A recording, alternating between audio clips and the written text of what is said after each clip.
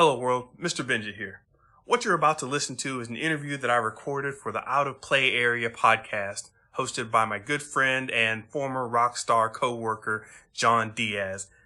He actually gets me to break down a lot of the journey that I took getting to the game industry, getting into it, going through 3DO, Rockstar Games, a little bit of Sony Santa Monica, and some other things along the way, taking me all the way up to my 8-bit Cubist days. So if you ever want to hear about my journey through the video game industry, there's some pretty good stories along the way, give you a little bit of perspective on where I've been. And this is his thing is about game development. So that's what this podcast focuses on. If you're interested in game development or the history of the game industry, there's some good stuff in here for you. Make sure you like and subscribe, and let me know what you think about it after it's all over. Leave a comment and all that jazz. And without further ado, from the Out of Play Area podcast with John Diaz, let's get into it. Right now, I'm pretty much moving into this weird creative space that doesn't have much directly to do with gaming, but is all about games as a template for defining life. I know that sounds silly, but I started doing the art thing, and once you get into the arts, everything gets silly. Well, you had a few things that I always got from you and I kind of carried forward was, our games art, right? And it always came to me as such a simple and straightforward question, but it led to so many different levels of discussion. Right. So here's the bone I have to pick with people who have the knee-jerk reaction, of course, games are art. Here's what I have to say to that crowd. I don't disagree with you, but the criteria that is often used is, people say our game's art. And then they'll say, well, of course, it was created by artists. There are a lot of talented people involved, and they worked together to form this product. Of course it was art. I gave the retort, well, you could say the same of a bottle of ketchup on a grocery store shelf. That it's created to serve a certain purpose. It's well designed. It has color and graphic design meant to attract you in a certain way. Are you telling me a bottle of ketchup is art? Or is it something different? So are games really art? What does a game function for? When it comes down to it, anything can be art, but you're going to have a hard time defending intention. What is the intention of the creator? You know what I mean? Yeah, you're absolutely right. And that's kind of what leaves art open to interpretation, to be like, hey, what are you feeling? What did the artist intend for you to feel? Where was the artist when he put the thing together? In a game, I definitely see a lot of open-endedness in so many different variables, right? Like it's easier to correlate smaller games like Flower or Sky or things like that versus a massive open world sandbox game, right? Right. You go to an art museum and you see a banana taped to a wall. I don't know if you saw that whole thing, but that was presented as an art piece. And I thought it was brilliant. Some of my friends thought it was dumb. But a lot of it comes down to intention. What's the intent of what you're doing? And if there's a conversation behind it, often you're going to fall into the category of, oh, yes, this is clearly art. You get into games and somebody creates something and it was like, well, I started working on this technology and it was kind of an accident. And then these angel investors came in and it just happened to pop out. That could be art. It's not a definite scale of yes, no. But what I can tell you is that a lot of what is developed out there is not developed in the spirit of art. And I don't give an automatic, yes, games are art to anything that's put out there. I do not do that at all. I will absolutely vouch. And I appreciate that. What are you sipping on? So this is something I picked up back in San Diego. Started drinking Jaeger. It's something I was using as part of my creative process. I think all the different beverages have different purposes. Vodka, when you want to get riled up. Rum is another type of party drink. Wine, red wine if you want to chill out. white wine, chilling out during the day, or you're eating light. I make sure that my beverages have a purpose. So Jaeger is one of the creative ones where I would turn up music. I would turn on some crazy visuals, some anime or some Robert Rodriguez movie with no volume, just have my music, the visuals. I take out all my magazines and stuff and sketch pads and just start thinking. And Jaeger was the drink that would go along with it. I like it. It's routine. It's creative routine to get your muscles and your mind into a familiar area. Like, yeah, it's time to turn it on. We're going to start making something. Yeah, coming from development, you get into a groove where you've got a production mode, where you're just cranking stuff out and you're kind of on autopilot. And then you've got a stop and recalibrate mode. And to get into that, recalibration, figure out what the next thing is, thinking outside the box, Jaeger was one of my tools. It's not a crutch at all. I really don't like to, rely on substances. I really don't. Definitely. But it was part of the fun, so I had fun with it. I dig that 100%, like to the same vein, caffeine, alcohol, and like all the different types of spirits and drinks like that, giving them each kind of a purpose or a need, right? Like, hey, I need to rejuvenate. Hey, I need a kickstart. Hey, I need to get the mind looking in a different space, right? Something to snap you out of it. I dig that. I actually dropped caffeine during game development, by the way. It was actually too difficult for me to bounce back and forth into my different modes when caffeine was a constant. Really? Yeah, because game studios kind of keep that on tap, right? Like soft drinks, soda, coffee. I just did a little audio essay on me giving up sodas, and I should do one on coffee as well, because that kind of happened at the same time. It was much harder for me to control the creative process with sodas and coffee. You would lose control of it. Yeah. I'm just sitting down and it's like, I'm trying to work and suddenly it's like, God damn, I need a coffee. And it's like, I couldn't have that. That was bothering me. I just wanted to sit down and do my work. So I'm much more chill now. So, if you were to look at like, a graph of my highs and lows of work, it's much more of a smooth line now, which is the point. If I really need that kick in the pants of doing something like a crazy weekend or whatever, I'll break it out. I'll get some, one of the big boxes of Pete's coffee beans or whatever, and roast something up. But it's I'm on the smooth, laid out tempo right now. So I like that. Thanks for sharing. Because here, what I want to kind of expose or bring to light is, as developers, we start somewhere and we end up somewhere completely different, right? We have to evolve, right? It's the nature of creation and inspiration and motivation to look at how you were in the past, see what still excites you or what different area you want to jump into, and adjusting to that, right? And kind of even, dare I say, mastering yourself, right? Yeah, totally. And oh yeah. Ooh. Oh, smooth over ice, huh? Yeah, just a little ice in the glass there. All right, so now I'm getting into my creative mode. Okay. Well, let me pour out my little drink here. I poured myself a little mezcal, Joven. I'm big into the agave, and so I don't want to let my guests ever drink alone, whatever that may be. So, cheers to you, Ben. Thanks for coming aboard. Salud, santé. Salud. Mm-hmm. Mezcal, good stuff. Yeah. I used to drink this on occasion whenever I was craving something different. Like, to your point of, I'm in a different space, I want to think differently. Oh, I see something on the cocktail. Let me get that smoky flavor, and trying to learn how to appreciate it straight, teaching myself. Right, you were part of that crew. I remember. It wasn't just you, I'm saying. Not like there's a mezcal crew hanging out in the corner.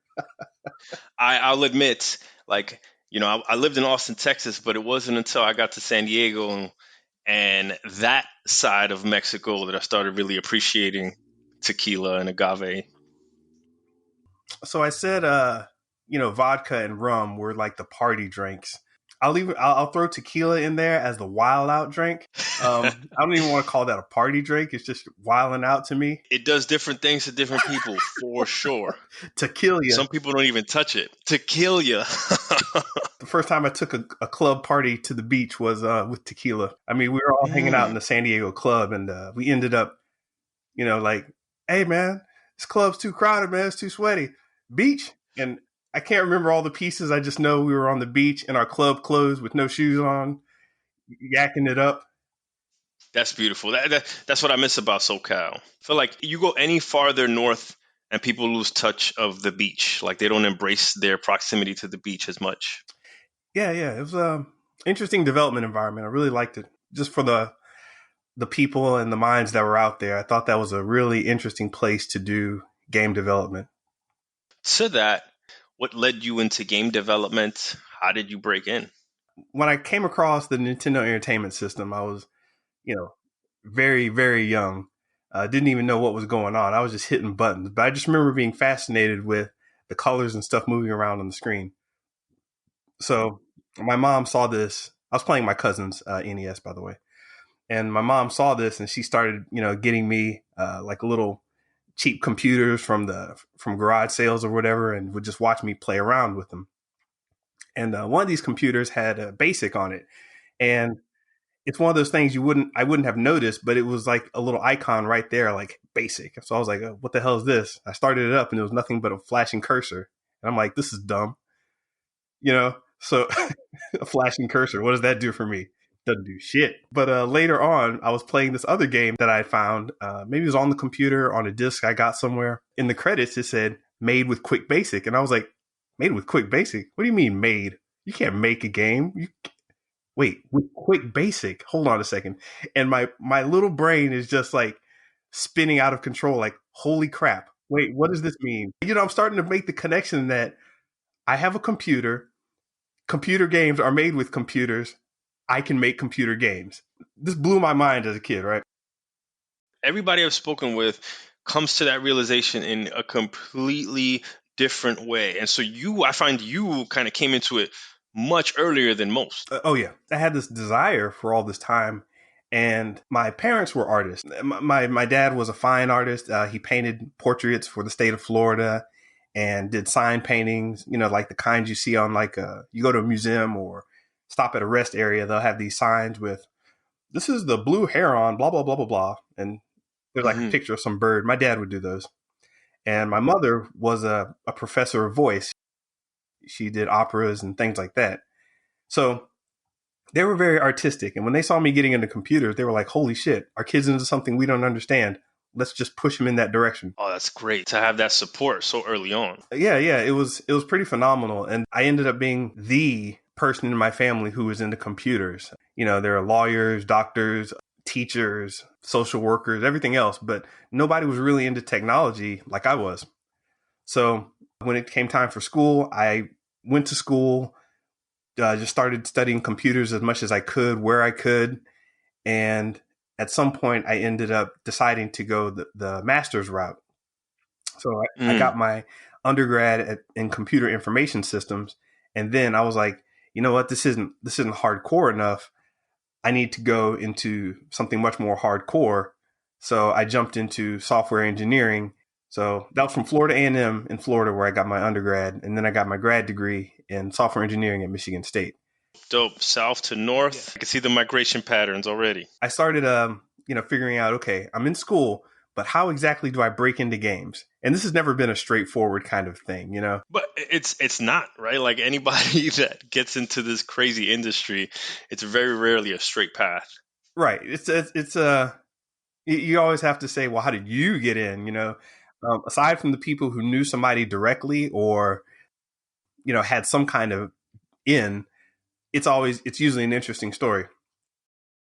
I love that you caught wind of like the means to your destination, right? You're like, hey, basic programming language. And then we're able to kind of carry that and had the support to be like, yeah, keep going in on computers figured out that, hey, I want to program because this is what's going to lead me to creating this software, right? And then even when you're going through a traditional curriculum such as information systems, I'm sure they weren't pushing it as hard. Like you said, hey, you guys aren't making games, right? You guys probably have me programming some back-end systems or databases or things like this. And then you kept refining. You're like, yo, I'm going to get my graduate degree in software engineering. And so by that point, and correct me if I'm wrong, you can make a computer do whatever you want. Yeah. When you make that mental jump where it's like, holy crap, I can turn off the computer. I can disable a disk drive. When you start getting to that level, it starts getting kind of like interesting, right? Mm-hmm. And, you're in the bits and registers. yeah, like what does this do? Bam, next thing you know, you got to take your computer in to get reformatted, and you're like, how did I do that? Through code. Yeah, exactly. Yeah. So yeah, it was fun to me, but everyone thought I was going to grow out of the game part of it. They said, okay, well, he likes games, but that's just going to get him to, a real job or whatever. So even though they supported you, Oh yeah, it's kind of common, right? In our generation, like, oh, that's childish. That's not a real job, right? yeah, Even though they were creatives. yeah. I mean, so as I said, my father was a part of this group that always did jobs with the state, and that's like a real job. And my mother, she ended up, although she did operas and things and sang, she was working with the university. So these are like concrete paths to take for creatives. The non concrete paths are what everybody runs away from.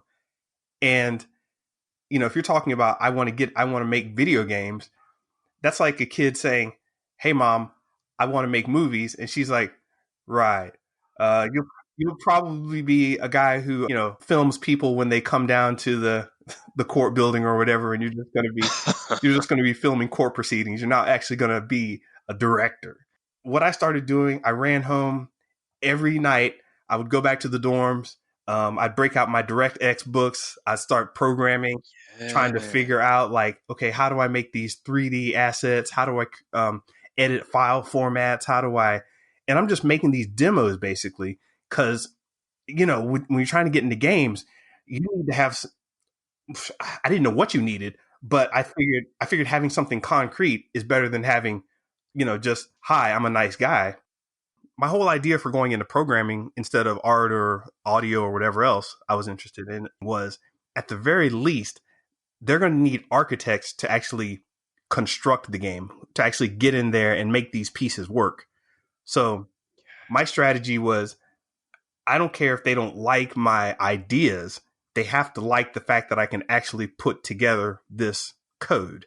Yeah, that's kind of game agnostic, right? Like anything could run on this thing, the bones. As I said, studying file formats and all that, I was like, oh my God, what is this? I'd never done that before. Like, how does DirectX read a Maya 3D file? So I'm into like the Maya documentation, Yeah, no, that's a great starting point, Benja. Like, because you're already kind of distinguishing yourself and setting yourself apart from anybody else in the space who I'm sure are kind of coming at it from a gameplay perspective or networking perspective, and you're over here already kind of deep in the asset pipeline without even knowing it. Right. I didn't feel I could gamble on, let me make the next some kind of Pac-Man clone in 3D, or let me make a funky little match 3 game, or whatever.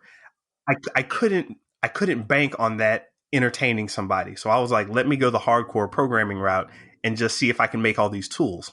I was basically spending all of my time going to school and doing my classwork, doing my graduate work study. So I actually had to help run a class as a TA. So that was my job. And then also I had to go home, do the coding and, figure out all this. I was making this little DirectX graphical 3D engine where basically you could load in a file format and then it'll make the screen for you and you drive this little 3D thing around this world, and it had boundaries and all that. So it was the rudimentary read a file, display a 3D image, show some graphic capabilities, show some physics, and a little bit of game programming in the fact that I had these different vehicles that they were like F-Zero type of vehicles. That's what I mean. So I didn't have to worry about wheels and things like that. I could just make these kind of generic shapes and have them float around. Did you get those assets from somewhere, or they were kind of included, or you built them? I built them myself. I plotted them, and I used what was this tool? Bryce 3D. Yeah, it was not made for what I was using it for. Sure, but you made it work. Whatever you had, you made it work, right? That's a sign of a real game developer. The thing about it is that you could make these simple 3D assets, and they didn't intend on anybody to actually use the 3D files. But what I found out is that there was a section of the 3D file that basically plotted all the points and how they were connected. So I was like, oh, well, here we go. I can just make these little 3D assets, open the file, copy paste the all the vertices and how they're connected, and then read that into my file format, which my janky college 3D file format. But I had like 7 different floating vehicles now. That's awesome, because I was curious to know if it was indeed you were kind of plotting out each individual vert. And to a lot of people that I imagine will be listening to this who are deep into Unity and Unreal and other engines that just kind of, hey, you can just drag in a Maya file or an FBX and load it in without having any consideration for what it takes to kind of build this from scratch. There's a lot to it, to your point, and you go deep, and that knowledge, I'm sure, carries you throughout the rest of your career, right? Knowing how it works from the ground up. Yeah, that type of challenge is necessary to reach the next level. I mean, to get to the next level, you have to operate on the next level. So yeah, the very first 3D asset I created was just, like a pyramid, basically, an elongated pyramid.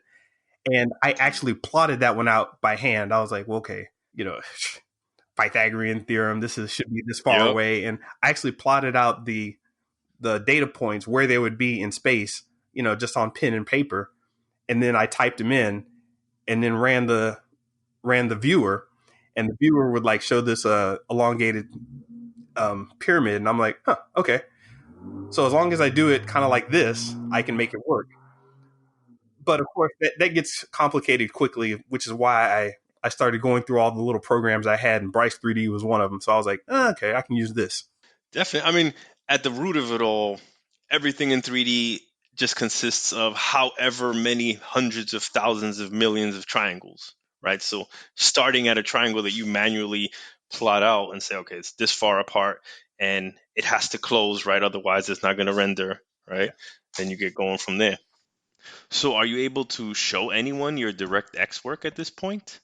So, dude, I got this list of companies, and I basically just started going down the list and, taking their address. And if they didn't have an email address, I would call the company. I find their phone number. Cold call. Yeah. I call the secretary and be like, hi, I'm Benjamin Johnson. I'm looking to do work with such and such and such. I excel in DirectX and da-da-da. And, I would do something that would quickly get me past the secretary. So they're listening to me like, oh, shit, DirectX and all this. I'll put them through to a tech guy right away. Mm-hmm. So I'm just like, hey, listen, let me know who I can contact. Because most of the people didn't talk to me. They were like, some guy's calling, he's talking about DirectX. Like, I don't give a fuck. I was like, well, look, now that I've got you on the phone, I'm going to send you a little package. Just check it out and let me know what you think. And they're like, sure, fine. They'll take that. And I'm like, they can't take any demos. Sure, fine. I don't care. I'm not sending any game demos or game ideas anyway. We're good. So I was doing this with 7 companies a day this is 7 different sets of like research, custom cover letter, custom resume. I broke down like, oh, these companies are good for AI. They're looking for this and that and that. I'm going to go this direction. Oh, I'm sending something to Nintendo of America. I'm going to go way lighthearted. I'm not going to talk about the fact that I like Samurai Showdown. I'm going to talk about the fact that I liked, Mario Kart. So I was customizing for every company and every institution that I was contacting. And I was doing no less than 7 a day. On top of everything else going on in your life. But this is the thing you wanted the most. The contacting people, the making the game engine, that eventually led me to a discussion with the 3DO company. The 3DO company, man, you're taking me back. They did have like a PlayStation competitor, right? Like some CD-ROM based hardware. Yeah. So they came in there's this weird era with the Philips CDI multiplayer 3DO box and everything. their big idea was that, you'd have all this computing power and all this data from the disk with their special compression and all that, and it would be fabulous. It sounded good in theory, but it didn't work out because a lot of the people up top didn't catch all the bits that made gamers enjoy games, namely loading times. And those are rough in those early CD-ROM days. if your loading times are too long, it's like that could kill a system. And mistakes like that ended up killing the 3DO. It's interesting, right? Because I look back, and as gamers, let alone game devs, I feel like we had very thick skin and high tolerance for anything, right? As long as the gameplay was solid or appealing, we would put up with a lot. Oh, yeah. Including like 2-3 minute load times. Yeah. But, combine that with the 3DO strategy, the hardware didn't work out, basically. So they were trying to develop a hardware platform. And I ended up getting the call from the 3DO company because they were basically neck deep in software at the time. They were like, hey, listen, we've dropped the whole hardware thing and we're going 100% software. We're building software for the PlayStation. We're going to be doing some Nintendo stuff down the line, and we need a lot of software people. And we saw your resume and we got your, game engine and everything here. And we want to talk to you. And I was like, holy crap, I'm about to graduate. This is it. Oh, the timing was perfect, huh? Yeah, timing was great. So I'm like, I'm about to graduate and everything. This is going to be great. So, I told everybody, I'm like, hey, look, just go ahead and take me off all the list. I'm 100% games now. Fuck all y'all. 3DO does come through and say, hey, we want you for an interview. So I'm like, hey, listen, I'm going to need a flight out there and everything and, help me out with all that. And they're like, yeah, sure. We got you. You asked. That's funny. Yeah, exactly. Right. Just in case, guys, I need a hotel, probably, maybe a taxi. I've never been there before. Yeah, I had no clue of how things. You know what? I mean, this is the game industry. A lot of companies were like, well, yeah, if you can get here for an interview on Monday, you're good, and they would just leave it up to you. You're absolutely right. I'm joking. Be like, yeah, of course, you always get the fly out for the in-person interview. But you're absolutely right. I've had that a few times in my career where they're like, tried to finesse me and say, okay, you got the job. Mind you, I've never met anybody. I've just spoken to everybody over the phone. And they were like, hey, just relocate yourself and come work for us for a temporary contract. And, fortunately, I had other offers, full-time offers that fully paid for relocation. So I just want to call out to people out there that you have nothing to lose by requesting things and knowing exactly what it is that you need to do your best work for them, because that's what they're investing in. Yeah, I mean, look at the credits for some of these games. It's not like a lot of people, so sometimes they're not footing the bill for all that nonsense. If you want it bad enough, yeah. So yeah, I got there. The 3DO interview gauntlet was fucking amazing. Really? Yeah. So to people that don't know, but when you say gauntlet, that is 100% the best description you could give it. Kids, look up Gauntlet, if you don't know what I'm talking about. But basically, you've got to run through a group of your peers, and they basically beat you down or try to keep you from getting to the other side. It's a rite of passage kind of thing, a test, if you will. So I got to 3DO, and dude, they were ready to kick people out quickly. Okay, they already had a system. Yeah. And it was extremely organized, but very informal. So I get there and they're like, oh, you're Benjamin. They call somebody on the phone, hang up the phone. Barely before I sit down, the guy opens the door, looks at the secretary, is like, that the guy? She's like, yes, that's him. I stand up. Hi, how you doing? And we're in, man. I mean, he's just like, all right, well, I'm supposed to give you a quick tour while we get the first interview ready. So the guy's showing me around all the studio and everything. This is that. This is this guy. This is this guy over here. And this is my first time in a game studio. So mind blown, right? It must look amazing, right? Like a museum of all types of memorabilia and video games and systems and plaques and art. My God. And 3DO was a place where old school cats reigned. I mean, they had these old school guys that were really kicking ass, and then they had a bunch of new school guys. And that was their development strategy, where you got old pros who knew what they were talking about, and then a bunch of young, energetic whippersnappers. There was no like middle ground kind of people there. I like that, right? You have your savvy veterans, and you mix that with your young, passionate, hungry talent, right? And then that's kind of drives the product forward. Yeah, they kept each other in check that way. So after I get shown around, I'm seeing concept art blown up to these wall-sized posters, and I'm like, oh my God, I've only seen this stuff in, really small imagery on an Electronic Gaming Monthly magazine, and oh my gosh, I'm seeing like controllers broken apart and, screwed back together and hacked up and everything. It was just really crazy to me to see all this stuff, right?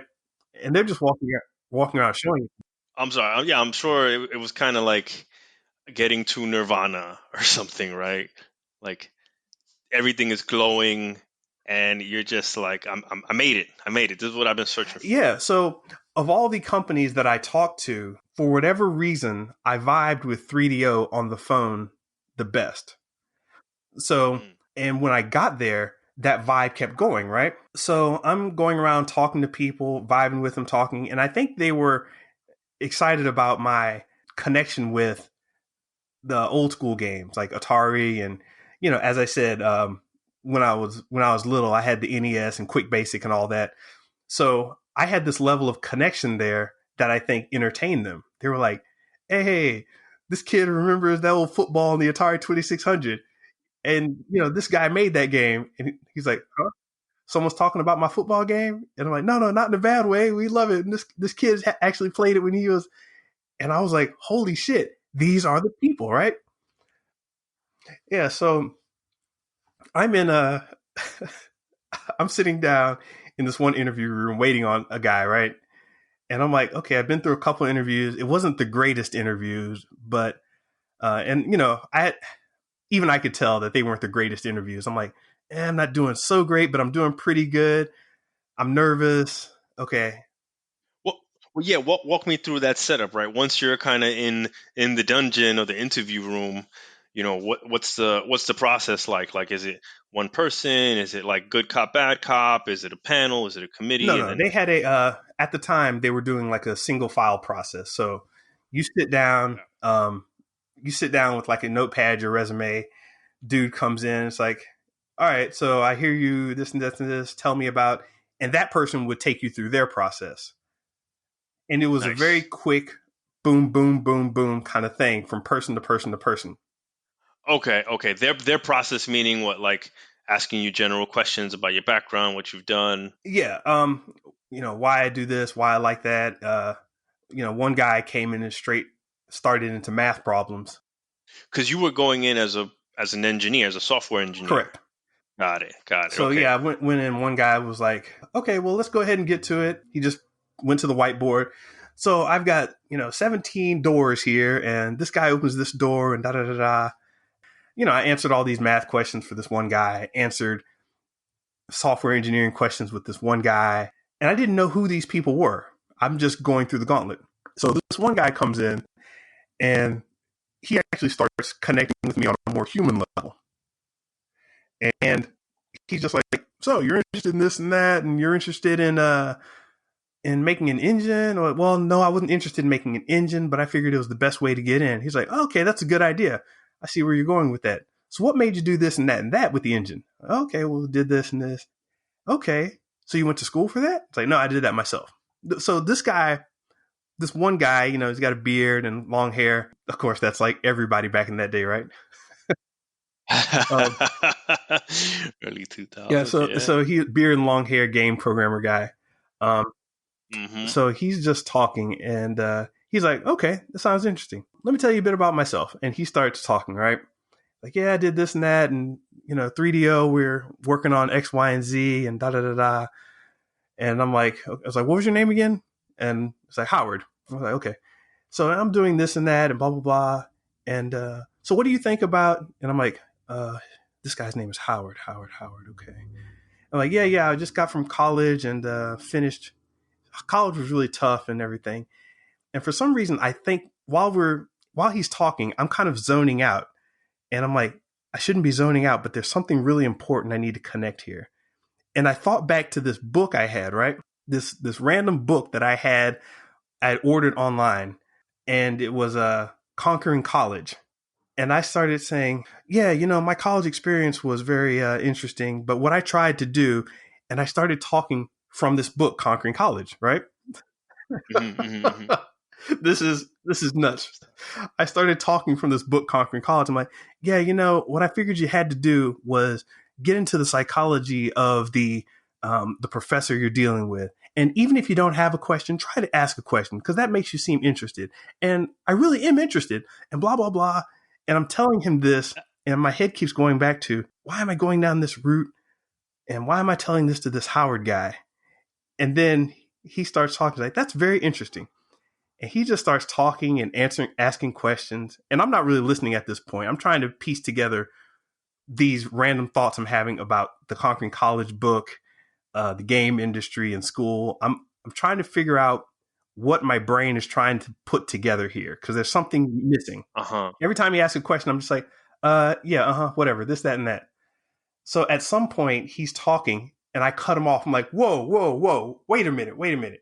You're Howard Scott Warshaw, the creator of E.T. You worked on Atari, Raiders of the Lost Ark, Yar's Revenge. You're Howard Scott Warshaw. He's like, yeah, that's me. I'm like, no. Yo. You wrote Conquering College. That's how I found that book way back in the day. Because I was looking up information on you and I found Conquering College. And I'm sitting here basically reciting to him his book. That's why he's so into me, right? Yeah. He's like, oh, let's talk about this. I'm an expert. Yeah, exactly. It's like, oh, you sound like you know what you're talking about, young man.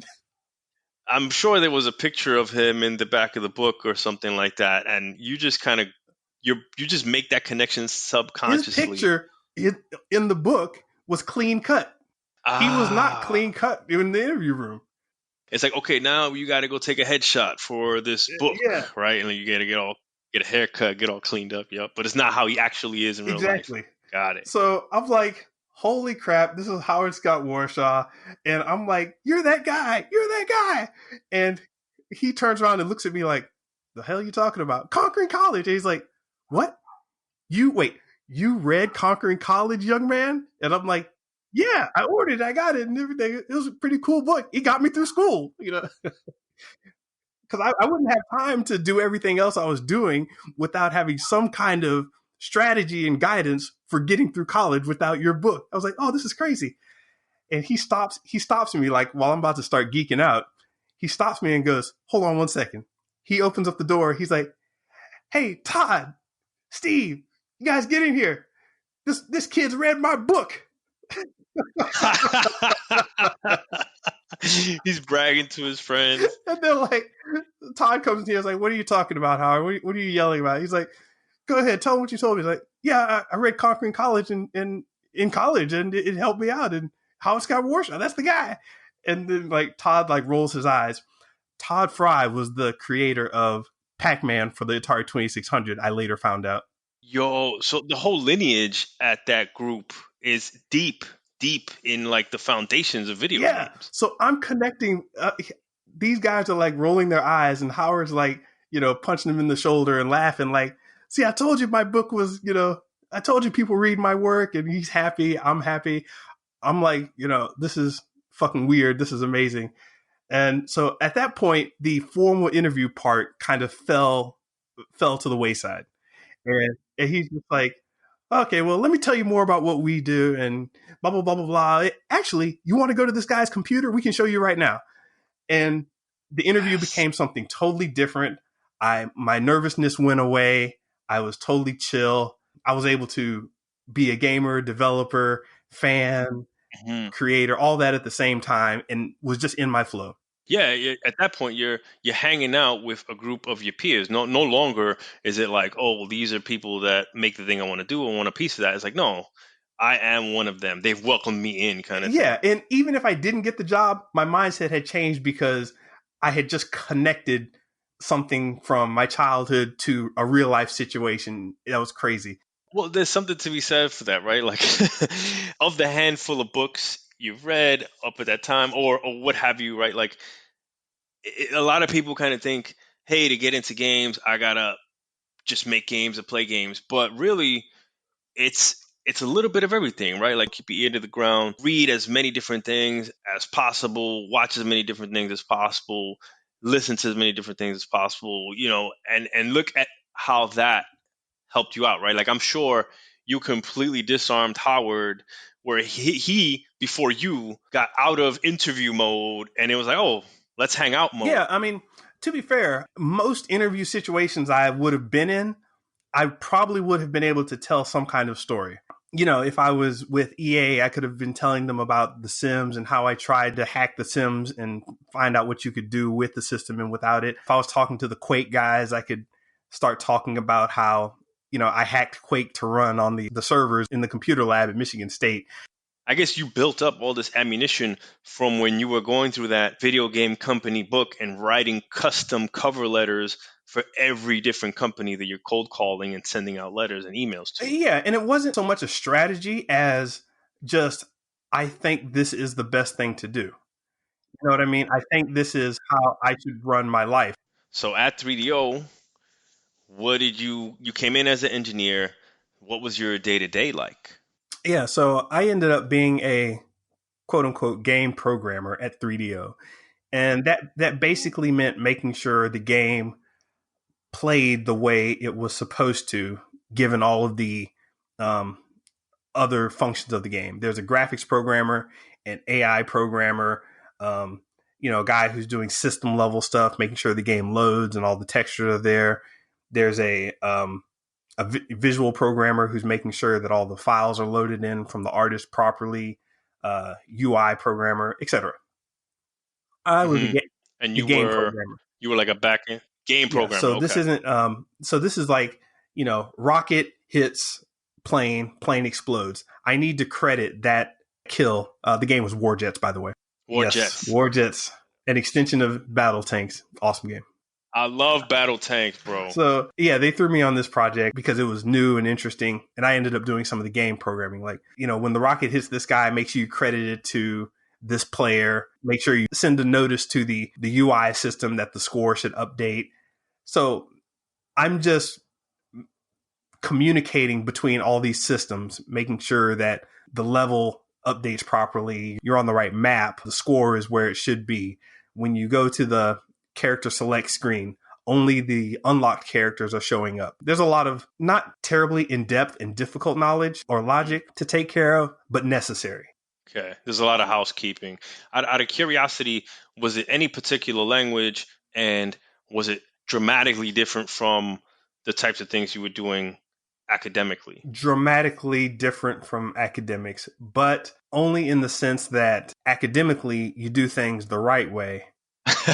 And good point. And then, in a corporate setting, it's like, well, yeah, you could do things the right way, but there's a bug in the Sony compiler that won't allow you to do X, Y, and Z. What you gonna do now? And it's like, well, the right way would be, and you get laughed at. Yep, by these veterans that have seen it all on all the consoles before the PlayStation. Yeah, so I knocked out a couple games while I was there. I worked on Dragon Rage, which is like this 3D dragon shooter, War Jets. I worked on Johnny Mosley, Mad Trick Skiing. Let's see. Yeah. Let's see. Yeah, it was kind of an SSX clone. Yeah. I consulted kind of between games on some of the Army Men games. Okay, these were like sister studios or something? No, 3DO had a couple different game development teams all under one roof. Okay. In between games, you'd either go research something, go on vacation, or help out another team with what they're doing. I ended up kind of consulting in some areas where it's like, well, hey, why are you guys doing this? Let's see about this level. Sure, I'll give it a play test and try out some things. Out of curiosity, what was a typical, it sounds like you pumped out a lot. And how long were you there? And I'm curious, like what a typical production cycle was, and then what was like the downtime before rolling into the next thing. So 3DO was kind of crazy. They were the masters of fast and dirty development. And I really credit them for me being able to jump in and get things done, because they didn't let much of anything stop them. So the development time, the minimum, and this is going to sound crazy, the minimum was like 6 months to 9 months to get a game out. And what about on the high end? On the high end, if you were making a 3-year game, you'd have finance coming down talking to you like, yeah, can we do this in 2.5? Why is it 3 years? That's epic. So this was late PlayStation life cycle, early PlayStation 2 life cycle, and you guys kind of have a nice rhythm then at this point. Yeah, it was pretty incredible when one guy has something that works, and there was a guy there named Simon Everett, brilliant programmer, graphics guy. He got something to work, and basically a memo went out that said, "This is Simon's code. It's awesome. Don't fuck with it. We're on a mission to get this thing out quickly." Okay. So my dumbass, being young and stupid. Don't tell me what to do. Yeah, exactly. I changed something. I saw a piece of his code and it had a comment that's like, it didn't say don't change this. It's like, this is here for this reason. And I'm like, huh, well, couldn't it be here for this reason? And I just moved it a little bit, right? Because I was trying to get something else done, and it just like was crashing all over the place. And then later on, Howard came by my desk and was like, "Hey, yeah, I want to check your code with you real quick." He was like, "Yeah, see this part right here? Don't change it." Okay, so he caught the commit. He saw who made it, came over, sat down with you, and repeated what you already told. Yeah, basically, he's like, "Yeah, that's Simon's code. He knows what he's doing. He's working very quickly. We're all trying to move at speed, so don't touch that." So shout out to source control and revision history, right? Where like nothing goes unnoticed. Yeah. Your fingerprints are everywhere. Yeah, so that company went bankrupt though. It's interesting, right? Like when you have such a great cadence of releasing software for what I imagine is very low budgets that were, I'm sure, getting a nice return. Well, the strategy wasn't wrong. It was just mistimed and misaimed. So basically, let's release, I don't want to say lower quality, but simpler games, not for the hardcore, gamer audience. Release them in faster increments with shorter life cycles. And that was fine for what it was. And we understood what we were making there. So, you put up one of our games versus a Zelda, it's like, well, this is not Zelda. You're just going to buy this. You're going to play it with your kids, or you're going to have some fun doing goofy shit by blowing up army men or plastic army guys, and, you'll be done with it. Or the next version of Battle Tanks comes out, you get around with your friends, have some beers, blow each other up a couple times, you laugh about it, but, you're not sitting there thinking, how come the textures on this tank are higher resolution than the textures on that tank?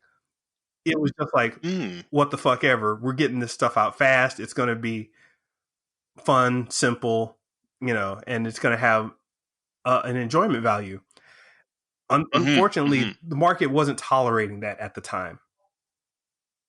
So we, at 3DO at the time, underestimated the amount of, we figured there would be more casual gamers, but gamers ended up advancing very quickly, and the entire competency level of all gamers rose very quickly. Time went on, it went bankrupt. Interestingly enough, Darian and Jeff both ended up working at Rockstar later on. Oh, from the Bay Area, moved down to Rockstar San Diego. Yeah, they ended up leaving 3DO and working for Rockstar. They left well before 3DO went bankrupt. I was one of those guys who said, hey, I'm going to be the last man standing. You're going to go down with the Titanic. I mean, it was your first company, your first team, and filled with the forefathers, so to speak, right? Of people that, taught you a bunch and you admired, I imagine. Yeah, totally. I love those guys and love the experience they gave me. And when that company went bankrupt, I got more office supplies than I could have ever imagined. It just kind of came home with you, man. You was working from home way before any of us. Dude, there was a guy. Okay, quick little bit of insider action, I guess. When a company goes bankrupt, they start trying to sell off assets and things. But there's some stuff that's just too problematic to try to sell off or, auction off or, do something with. So it's like, man, this company's going down. What are we going to do with this case of printer paper? I'm like, shit, I like printing stuff. And I thought I was being, badass by taking, printer paper and like pens and notebooks. Office supplies. Yeah. Man, I saw dudes straight up thieving, just like a guy was trying to balance a laser printer on the back of his motorcycle, right? Oh man, and those things were like 100 pounds, man. Holy shit. Oh yeah. Yeah. Worth money. Damn. Yeah. Hey, to be fair, I've been there. I've been there with studio closures and project cancellations. And, hey, go clean out your desk. And it's like, I absolutely will clean out my desk. Somehow, I'm not going to say any details, but somehow there was Don't incriminate yourself, man. No. Somehow somebody at the company ended up with one of the director's hard drives. Oh. And it's like, I don't know if you know, but Microsoft Outlook does a backup of a local backup. Yes. So, yes, it's true. Like in the app data folder. Yep. So like months later, it's like, yo, come check this out. You got all these emails. You're like, holy shit, what is this? The difference between like director pay and like individual contributor pay, and it's really just a difference of information you're privy to. Put me on a whole different game, man. Okay. So 3DO goes down. You got buddies that jump shipped already to Rockstar San Diego, and what are you up to at this time? Like now that you got your new and improved home office with sweet printed paper and stuff like that. Yeah. So I was printing out flow charts and everything else I could, right? Figuring out for your portfolio, just because I could. But yeah, did you have a portfolio at this point? Yeah, you're always trying to figure out what your next move is in games. Within console technology cycles, there exists the project cycle. So your project's only going to last for so long. And what happens if you end your project and you're an AI programmer and there's two other AI programmers already working on a project? What are you going to do? Be a third AI programmer? Do they need that? So you're always just kind of thinking about what's the next move, what's the next level. And this is it was a place of stress for me, but at some point it turned into a place of, excitement where it's like, hey, what can I do next? Or how can I try out something new? How can I engage myself differently? And when 3DO started to shut down, I was talking with Howard. He's a great friend of mine now. And we've got this, he's definitely a mentor of mine, shown me a lot. He was like, you really need to lean more into the design side of things. And I was like, okay, I don't mind that at all. I don't know how that works. I mean, I knew designers, obviously Jeff, and others. Yeah, because Howard was like a hybrid, right? He was designing the games and coding them. Oh yeah, that was the only way to go at that point. Mm-hmm. So yeah, he was like, you really need to lean more into the design side. Yes, this is exactly what I wanted to touch on, is your shift into game design from engineering, because this is how I met you. I met you as a designer. Game development is interesting in the fact that since its inception, every couple years, 2 to 3 to 4 years, you've had a major switch in technology and social paradigms. You come from Atari, which was, the early 8-bit single screen type of thing, major technology jump, major social jump into, the 80s. And you get, these adventure games, role-playing games like Zelda and things like that, with varying types of viewpoints on games, top-down, side-scrollers. And suddenly all these ideas that didn't make sense in arcades were now available in the home. Mm-hmm. In the arcade, you it's simply impossible for you to have anything over an 8-hour experience because the arcade was going to close. And the gameplay is such that how do we keep getting quarters? Right. So yeah, at every stage along games development, you've had technological shifts and simultaneously social shifts that just change the way things are. So if you're not willing to continually update your outlook or ask questions or think on one level higher, like, hey, what's past this? What's the next thing? Then you're finished. I mean, you're no good in games. You're not going to last long. Well, yeah, what happens to a phone that can't get any more updates, right? It kind of becomes obsolete and useless, right? So you're at 3DO when Grand Theft Auto 3 comes out. I'm curious if you remember or can recall what it was like when you first played that game. Speaking to paradigm shifts, of course. Dude, we go back to the studio and everyone's sitting around doing their thing. We get time for a break. Plug in Grand Theft Auto. And this was one of the most mind-blowing experiences in my game development life, where the game. Okay, right now when you play Grand Theft Auto, everything makes sense because you've gotten accustomed to the open world. At the time when you started up a game, there was no, no previews, no title screen.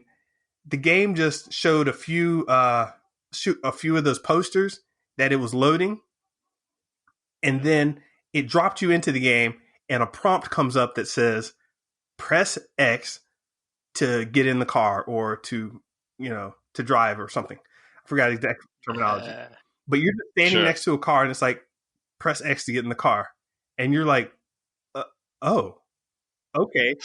Now, at the time, people are still thinking of, most games where you're very organized in terms of, "Hi, welcome to this game. Press start, one player." Mm-hmm. Okay, would you like this option or that option? And okay, you're going to do this and do that.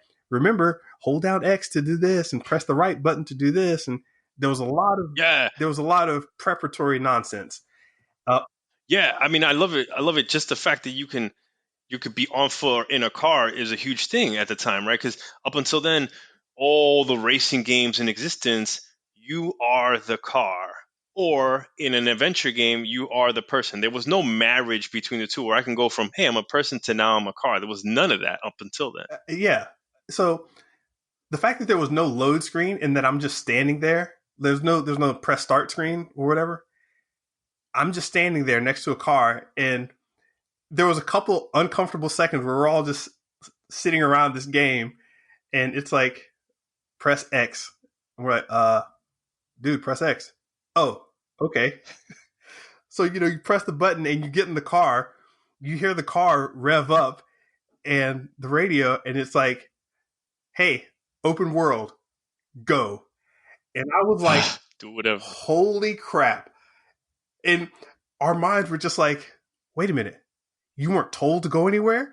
You don't have a certain level? What are you supposed to do? I don't know. Hey, man, run over that guy. I started the first instinct. I started driving on the sidewalk, and there were police, and guys like, holy shit, police. And I'm thinking they're like me and my three friends. Jeff was around. You know Jeff. Yeah, Jeff Junio was around. Chris Lusich and Sylvain Dubrovsky. A couple of you'll know them from Guitar Hero and some other games. But yeah, we're all sitting around and we're like, holy crap, what is going on? And we just keep playing and passing the controller around. I turned my head, right? After a while of playing, and I'm expecting somebody to tell me to get back to work. Dude, I can't see out of my cubicle. There are just like heads all over looking into this cubicle. Like, what the fuck is this game? Remind me again. This is which GTA? GTA 3. Oh, okay. This is a 3D. I thought this was top down 1 or 2. Which if you were to tell me the same story, I would still believe you. But okay, 3D part 3. Yep. Okay, I'm there. With you. Sorry about that. Yeah, but that's the 2D was why I picked up Grand Theft Auto 3 from the shelf. Ah, okay. You had played those, and so you knew the franchise, and you're like, all right, I'm ready for part 3. There was Yes. the marketing behind it was, I don't want to say non-existent, but extremely, extremely underground. Yes, I'm with you on that. Like, I caught wind of GTA 3. Mind you, I was probably in high school at the time, and I caught wind of it through word of mouth. And I feel as though it was practically an entire summer, right? Like, I grew up in New York City, went to school in New York City, so the GTA 3 billboards made their way around the subway stations well after the game came out. It wasn't like, hey, let's build up the hype and then get the game out. It felt like the game was already out. Word of mouth was hitting heavy, Yeah. you know, and then they started doubling down on the marketing. Yeah, like don't miss this. Like, you've probably heard about it, and lo and behold, it was coming up in radio stations. My favorite rappers were talking about it. All the controversy was hitting big time, right? Like, again, the but so this is my perspective from the outside of the industry looking in. I'm so enamored with hearing the perspective of developers on the inside of the industry playing this game for the first time. Yeah, the questions that were coming up were like, well, hey, how come they don't load in the next level? What is the next level? Yes. Dude, Yes. it was so bizarre. A guy was like, well, I think there was somebody you could go talk to back there. And we would watch somebody turn around and pull a U-turn and, go start a mission. And once we started the mission, they were, people were like smacking each other on the shoulder, like, hey, he's starting the mission. Hold on, check this out. Here's a mission. Mm-hmm. And the cutscene and everything. yeah, we got the whole concept of a mission as opposed to a level. So for the first time, this is something that you just didn't consider at that moment where, you had RPGs where there were quests. Yeah. But we got that concept. We didn't understand what was going on in terms of, in the scope of Grand Theft Auto or in the scope of an open world game, the context of starting a mission, leveling up in that sense of this kind of stepwise, collect a piece here, get this there, get a new car here, get access over here. It was RPG like in a way, but it was action adventure in its own sense. And I'm having trouble describing how mind blowing it was. But rightfully so, though, right? Because back to something you said earlier, GTA 3, Grand Theft Auto 3, was a social, and it was a complete paradigm shift in how games were made and expectations players had going into an experience like this, right? They didn't even know how to consume it. And so again, I love hearing your take on it, because your pattern recognition way of thinking was like, how do I break this down? How do I re-implement it, right? Is kind of like doing backflips and somersaults of like, oh, there's a new rule set that I haven't even yet tapped into. Yeah, and it's interesting how and, I talk about this quite a bit, but it's interesting how scale can change something. It's GTA 3, so we've had the concept from GTA 1, GTA 2, GTA London, I forgot the name of the London missions or whatever. There was Grand Theft Auto out there before, so the concept existed. But yes, the idea of that level of scale, the idea of that level of, grandiose, no loading, open world didn't hit until that moment, Absolutely It's like, right. You're absolutely right. It's like, you think of the concept of, here's how I can make people understand, I guess. You have the concept of a slip and slide, right? You put on this plastic and shoot kids with the hose and they go sliding down and laughing and giggling and whatever. Slip and slide, right? Yeah. and it's all fun and nonsense and everybody's happy. That kid has no idea what SeaWorld is like. And those mega slides, absolutely. Yeah, it's just your concept. It just doesn't make sense to think on that scale. So when we're playing GTA 3, I swear to you, we came back from lunch, because lunch is when we bought those games. We came back from lunch, and we were supposed to be doing other stuff. We ended up playing that game well into the night, and the crowd never left. Yo, there's some this. So I want to take a quick pause. Tell the audience that is not aware is that yes, game developers, we do take time to play games. It is part of the job. It's a small part of the job, but nevertheless a key part of the job, especially when it's games like this. Because you called it. The rules didn't change from 1 or 2 to 3, but the scale did, right? The camera changed. The assets were now full 3D, right?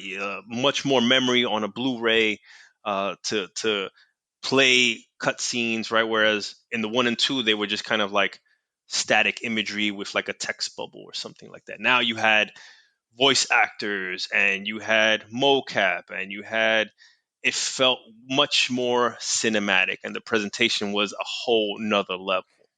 Yeah, so it was just basically one of those moments where you realized the world has changed. So you're in San Francisco, 3DO shut down, and you're looking for your next place to make your next big game. So what I decided to do, I was back into my habit of creating, these custom resumes for the company that I was going to talk to and talk with. And, I'm talking to all these different people, and, of course, Jeff and Darian come up and they're like, hey, send along your resume so we can check you out at Rockstar. So you got to put on through your network, through your colleagues. Right. And at this point, Rockstar San Diego was only publicly doing Midnight Club. Okay, so they had already kind of put out Smuggler's Run, and now they're doing Midnight Club. And they are Rockstar at this point, right? They're not Angel Studios. That's correct. So they are Rockstar. They've converted from Angel Studios, but it's quote unquote known in the industry that they're the Midnight Club studio. They do the racing game. They do Smuggler's Run. They did Ico a while back, but now they're doing the racing game thing. So I'm not particularly interested in racing games, but I'm feeling out to all my friends anyway, and I'm like, well, hey, You've done them already, right? Like at that point, you've already built a bunch. Well, I mean, I liked racing games, and I did work on Jacked, which if you find information on Jacked, it is not what we developed. It got turned into something after it left 3DO's hand. So, it was supposed to be a Road Rash Mario Kart kind of thing, but they turned it into something else. Anyway, that's a great formula, though. Yeah. I'm sitting idly by to the day Road Rash gets reincarnated at some point. Not only you, there is movement in that direction. So don't be surprised if something comes out, maybe not under that name, but Anyway, so I'm talking to Jeff, I'm talking to Darian, and they're like, no, keep sending us your information. And I'm like, racing games, I don't know, maybe I should talk to Crystal Dynamics. They're already up here in the Bay Area and everything. Yeah, and that's the house of Lara Croft and Tomb Raider. Exactly. So I'm like, that's more of what I'm looking to get into. I don't know about this racing stuff. And they're like, listen, I know you did SSX, the SSX clone, Johnny Mosley and all that, but just talk to us. And it didn't take much convincing. This is my friend Jeff. And I'm like, cool, I'm down. So yeah, I ended up at Rockstar Games working on the Agent project, actually. Oh my goodness, the famed mythical Agent for PS3 that never saw the light of day. So curious, was that process similar to the 3DO process? Like you're running the gauntlet? No. Was there a programming test or a design test? So Rockstar is different. They're just different in terms of games. If you couldn't tell from their games alone, they have a different vibe going on, and you know this. But when I interviewed there, they were kind of like, "Yeah, man, just hang out and talk to us." And I hung out and talked to them, And they were like, all right, man, cool. You can, go home now. I was like, wait, what? I don't even know what happened. Did I get the job? Yeah, they don't give anything. They don't give shit. I just didn't know. So I went home and was like, laid in my bed and was staring at the ceiling like, I don't know if that went good or bad or so I just started like sending updates. I was just like, hey man, I put this, I don't even know Maya 3D or anything, but I have found this one 3D program. Look, I'm going to send you some art. I'm going to send you this and that. You guys said you do X, Y, and Z. Hey, look, man, I don't even know. You guys said you do scripting. I scripted this little funky thing out here. Just send this. And I just kept sending them stuff, and I'm getting no response back for like months, right? Or Months. or Okay. like a couple months, not like several, but 1 or 2. Hey, but that's a long time. Like, talk to anybody who is in between jobs and has been to a company in one day and it goes radio silent for like more than 2 days. You're already kind of like on the phone freaking out. Yeah, they were like, yeah, we got your information. Thank you. So I'm just like, what the? I don't know what to do, and so I'm on the phone with everybody else, but I keep sending Rockstar stuff because I am completely enamored by the ideas and the vibe that they had.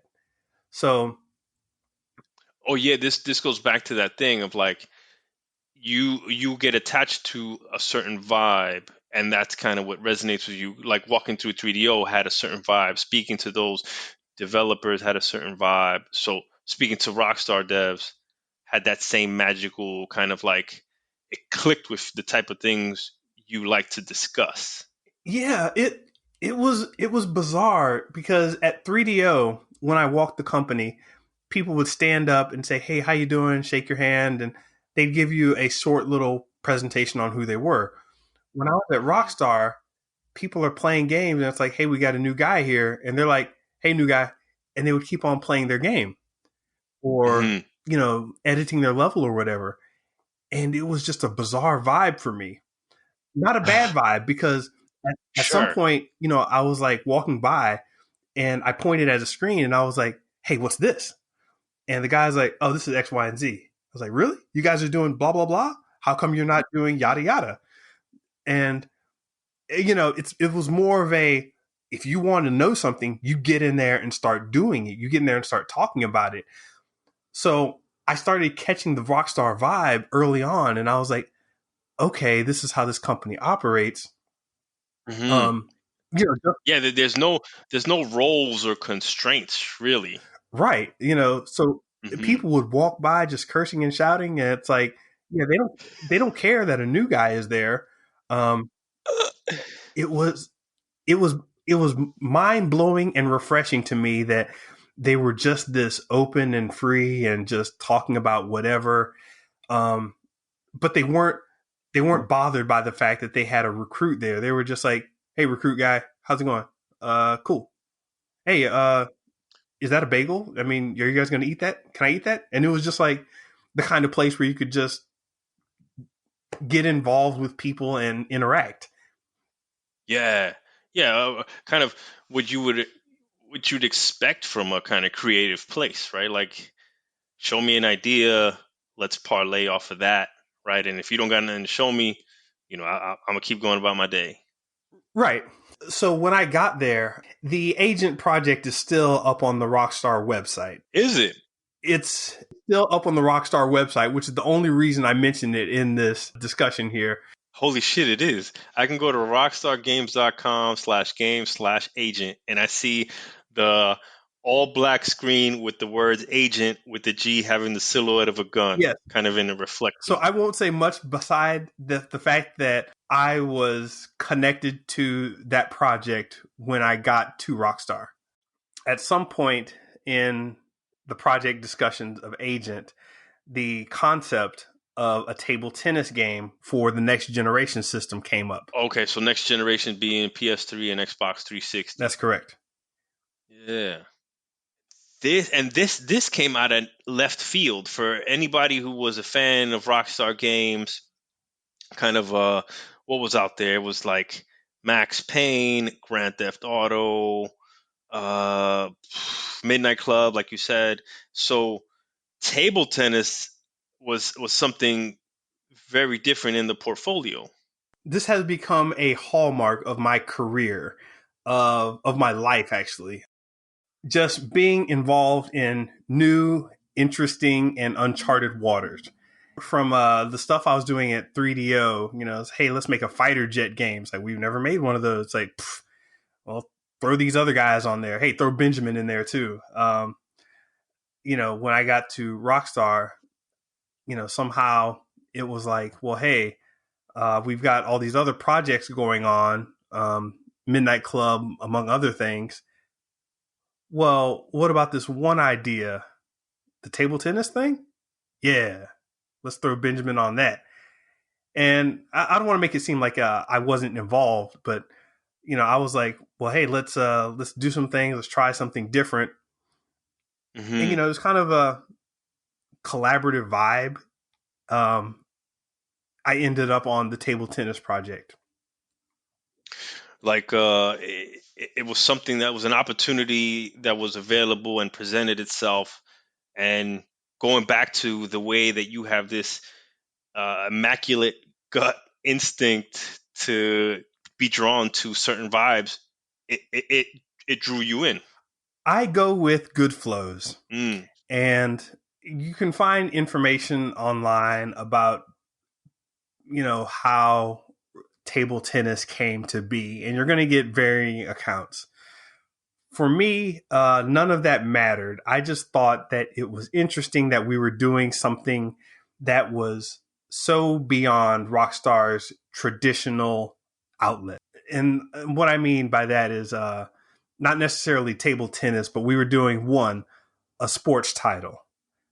Mm-hmm. 2, we were doing something with an extreme amount of fidelity that Rockstar doesn't do. And what I mean by fidelity is, instead of this huge open world where you can go anywhere, you've got this extremely closed in arena situation where it's basically one-on-one, and you can suddenly look at the hair patterns, the cloth on the players, and it's extremely close up, high fidelity characters, and it's a very intimate interaction. So I love that because I always looked at it from a development standpoint. I thought it was a genius move, right? It's like, hey, we're gonna get into uncharted territories with these consoles. Let's see what they're capable of.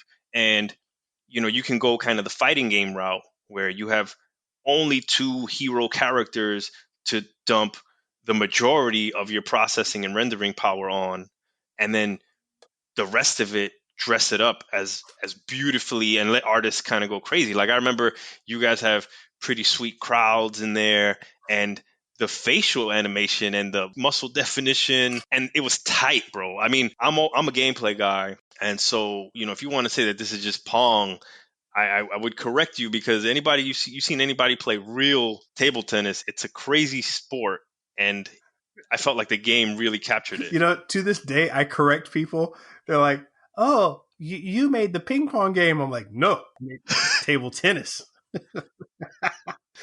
Yes, I'm curious, man. Like, here you are at the helm of the project, or how was that structured? Kind of like the design team or the development team. Without getting into how Rockstar does its thing exactly, there were a few principal characters driving the development of that game, and I was one of them as lead designer. So as I said, back at 3DO, Howard said, "Hey, you should push for design." And when I came into Rockstar, I was like, "Look, I've done programming all this time, but I'm here to do design." They kind of looked at me funny and were like, "What do you know about design?" And it's like, well, that's why I got into games in the first place, but let me show you what I can do. I'm not sure they were ever convinced, but they thought I was an interesting enough spirit where they would take a chance on me and try something out. And shout out to Rockstar. That's one of their abilities to kind of, and Rockstar is an incredibly intelligent company. That it is. I'm not sure how people read it from the outside, but from the inside, I was incredibly fascinated by how practically intelligent they were. like, well, hey, we've got a new game coming out on a new system. We can be one of the launch titles, and we can also showcase our new Rockstar Advanced Gaming Engine. What's the best way to do this? Oh, we have a former programmer, this guy Benjamin over here. So all these things start to line up. I'm pushing in a direction, Rockstar's pushing in a direction, and it's making it's forming this definite concentration of awesome thought that's turning into what we would come to know as Rockstar Games Presents Table Tennis. Okay. Over time, it's like I'm working on the project. Suddenly I get an email. It's like, hey, meet with these people and tell them what you're thinking about for the characters. And it's, hey, meet these people and go over what you're going to do for the arenas and the technology. And at some point, it's like, holy crap, this is actually a thing. It's an organic process. Okay. And, what works. What doesn't. And, with, if you look at interviews from, Sam or Dan, you're going to see the same sentiment where it's like, hey, we do what we want, and whatever works and is good, we're going to make more of that. Whatever's not working, we're going to veer away from. That sentiment, I totally agreed with and understood. And I actually got to meet with, Sam and Dan on a couple occasions, and they pushed that onto me. And I was like, holy crap, these guys aren't just, random faraway executives. They have this vibe that I kind of get. I can understand. It's a positive energy that's just so forward thinking that it's hard to deny. Okay. So, I meet with them a few times, and, I start doing what I can for this Rockstar table tennis title. And over time, it's like, well, hey, we have a new programmer who just sent us an update. I'm like, why is this guy updating our code? And he's like, he's on the team now. What? There's a team. Yeah, exactly. And for those who remember, Rockstar Games Presents Table Tennis wasn't on the map almost until it was released. It was just not talked about very much until it was about to be released. And when it started getting press, people didn't believe it. Really? They didn't think it was a thing. No, I mean, it's like they thought it was a code name. It's like Rockstar Games Presents Table Tennis. It's going to be coming out for the Xbox 360. Magazines were like, okay, Rockstar's playing games right now. They're being silly. I don't know what's going on. But yeah.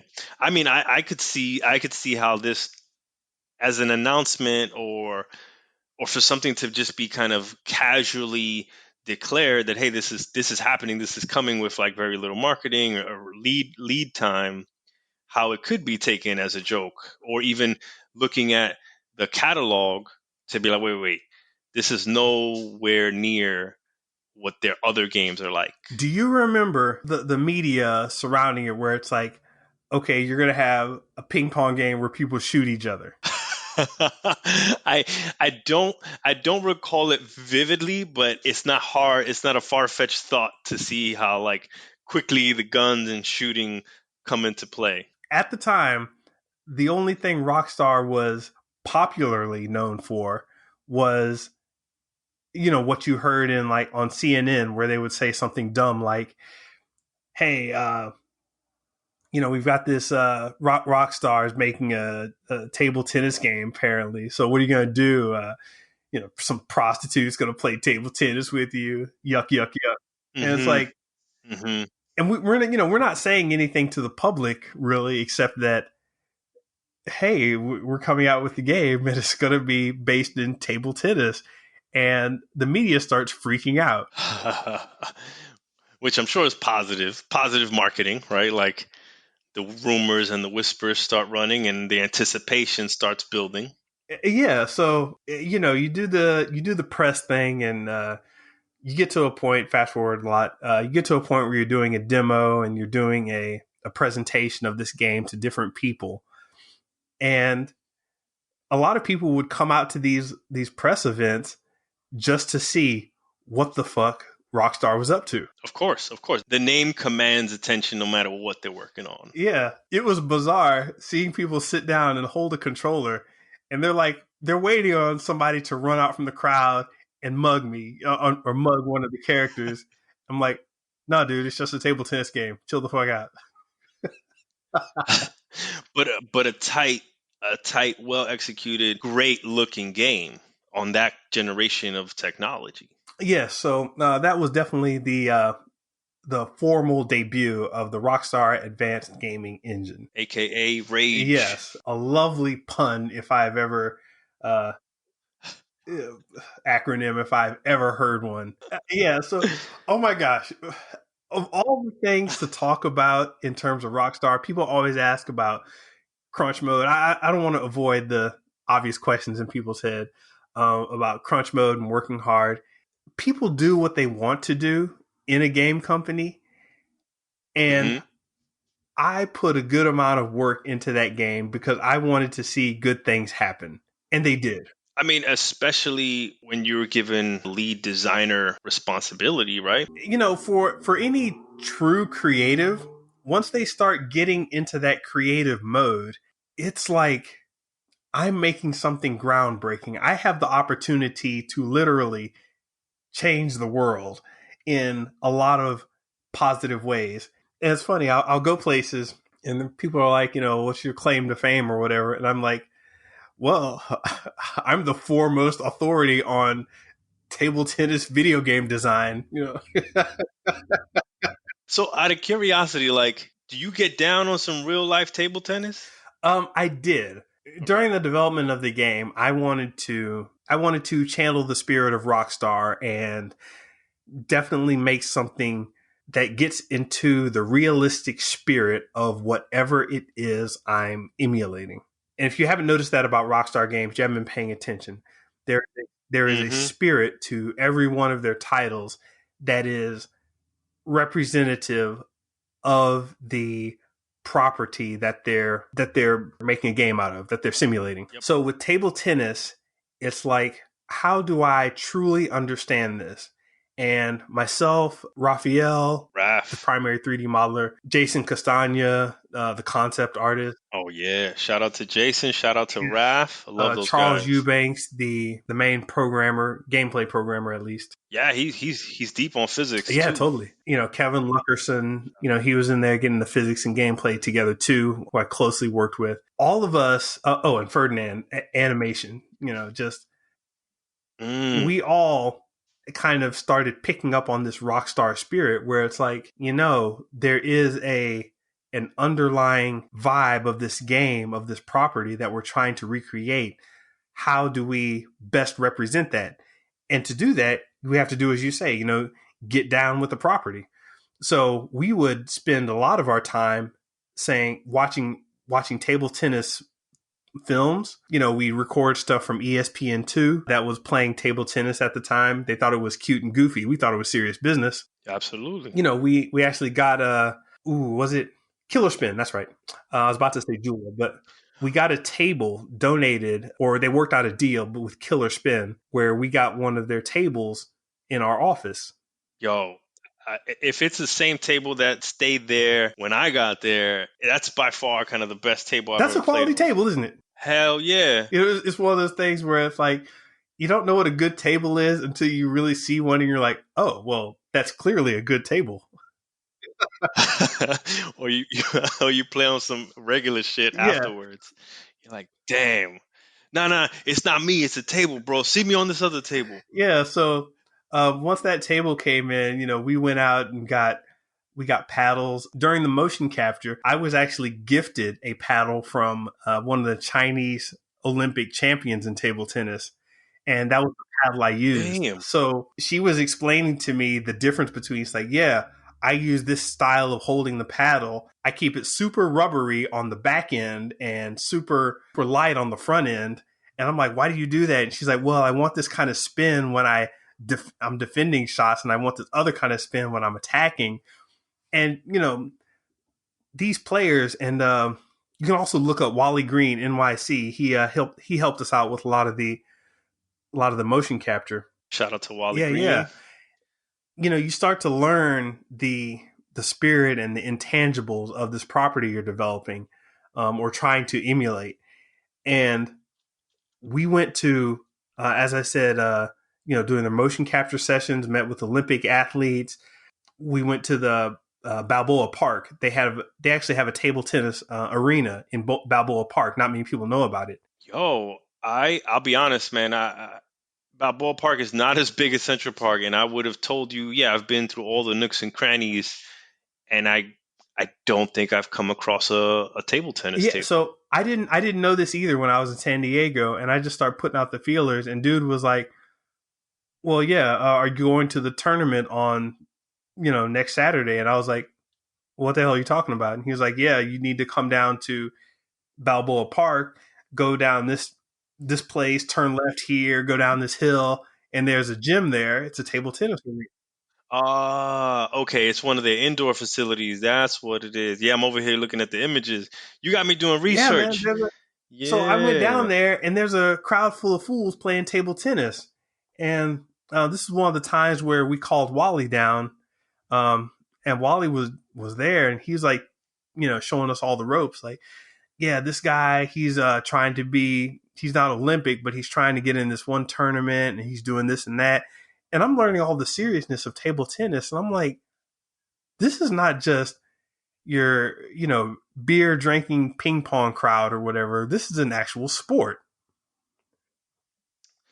Yes, that's where you took appreciation for the real game. Yeah, so me, Ferdinand, Ted Bradshaw, I forgot to mention him earlier, Raph, we definitely took it to that next level, and learned about table tennis and tried to, as best as we could, imbue it into the experience that everybody played.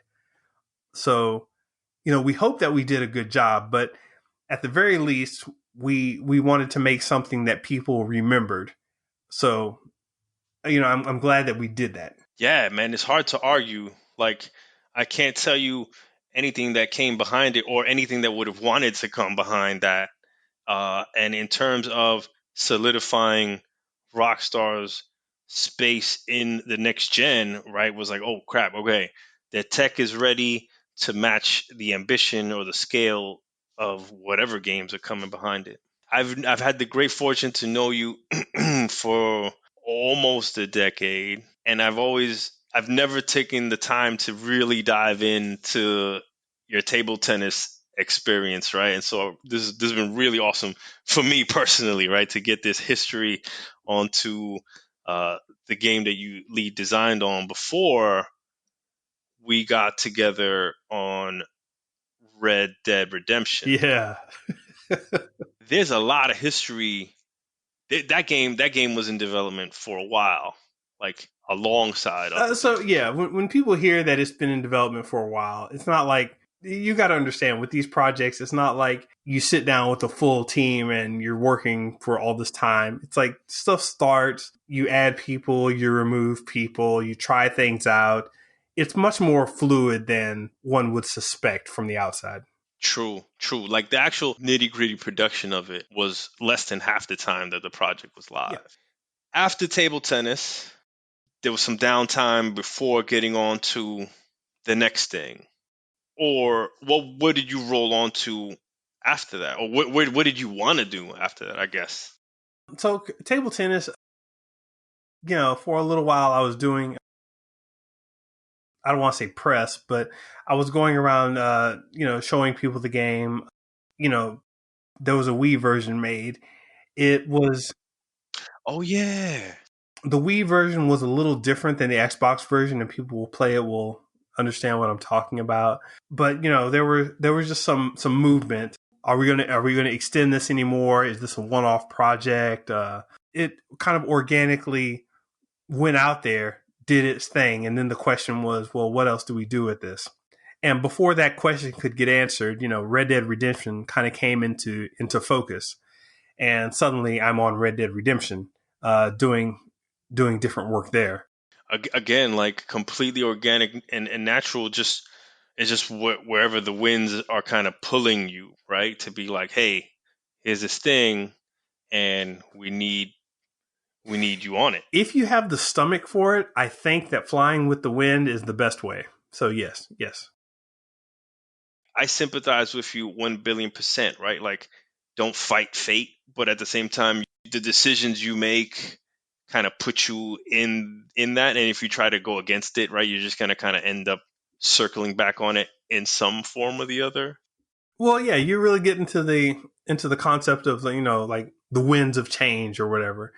It's like, what are people looking for? What are you looking to do? What's the market ready for? What do you have the resources for? There are a lot of different variables that go into development that people don't consider.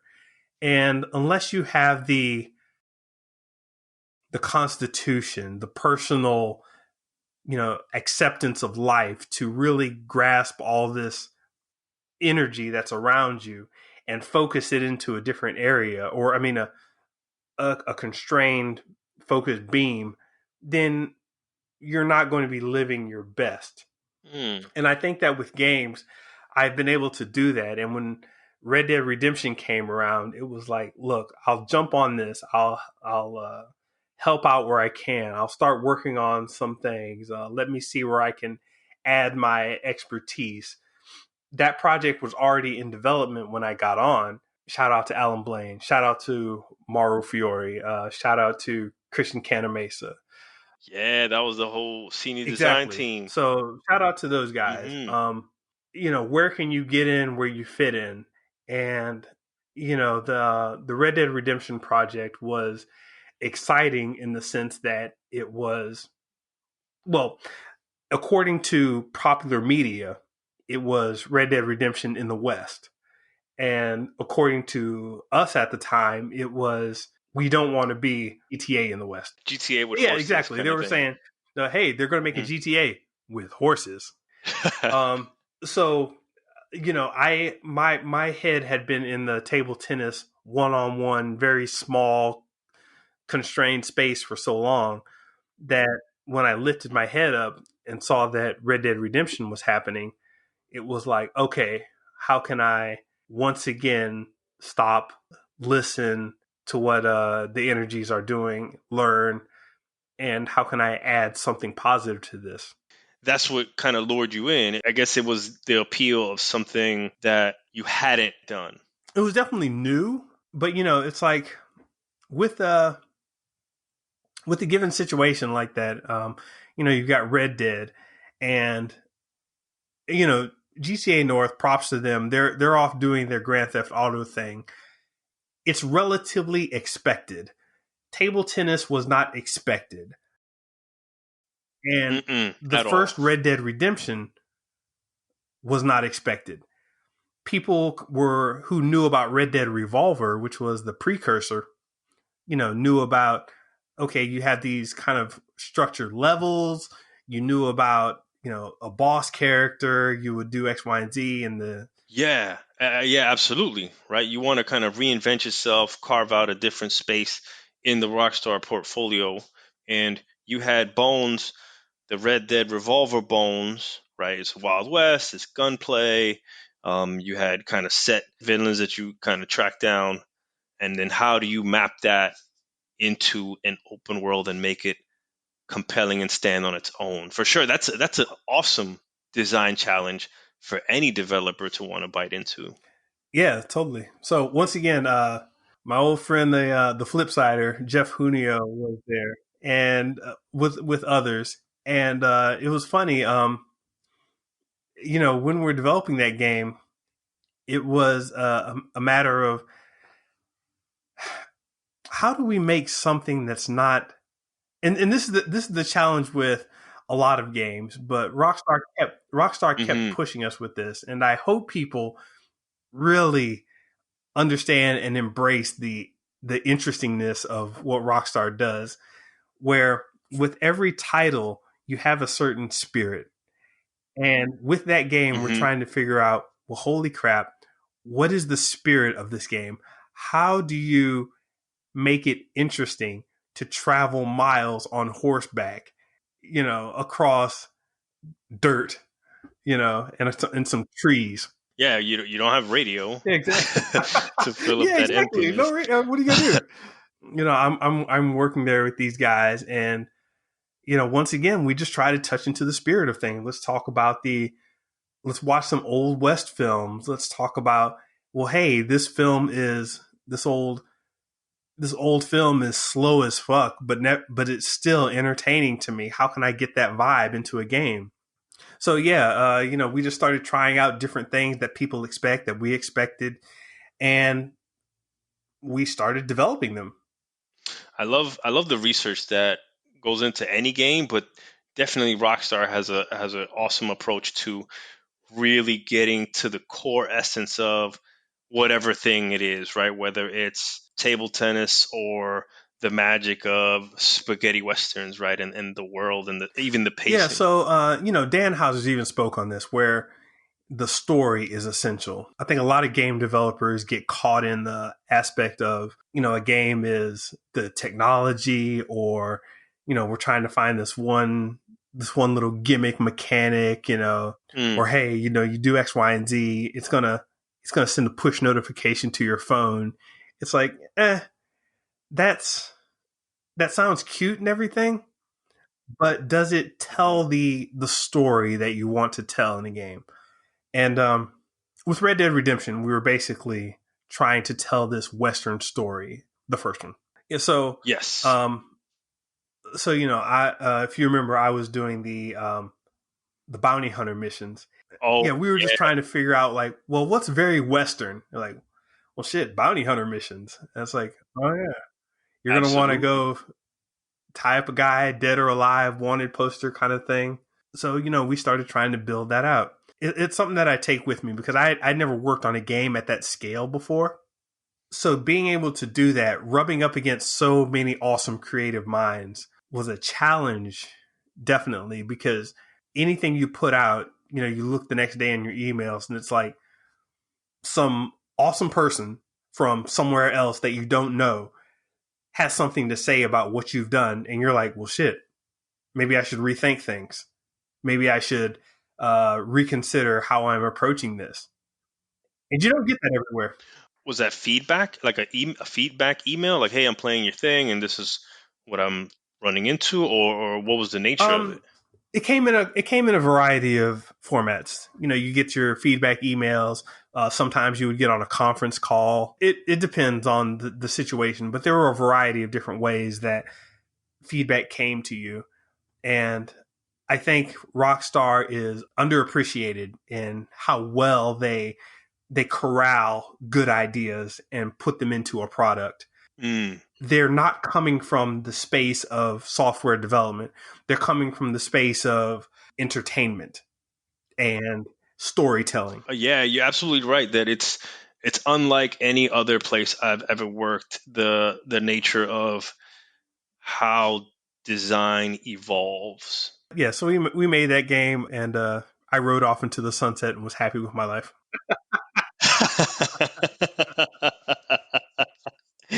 Literally, bro, you got modeled in the game. You were a wanted I guy. forgot about that. We'll have to put up a picture of that.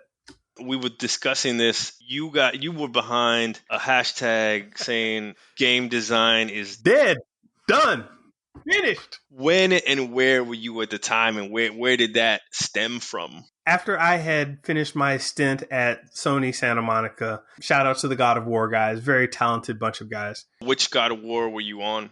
The last one they developed with the kid, Ah, yes, Dad of War. Dad of War. Oh, that's great. That that was my 2018 game of the year. Yeah. Yeah, I left early in the development of that product. I was there for a different reason than the God of War property. We weren't going in the same direction, so I exited Sony Santa Monica at that time.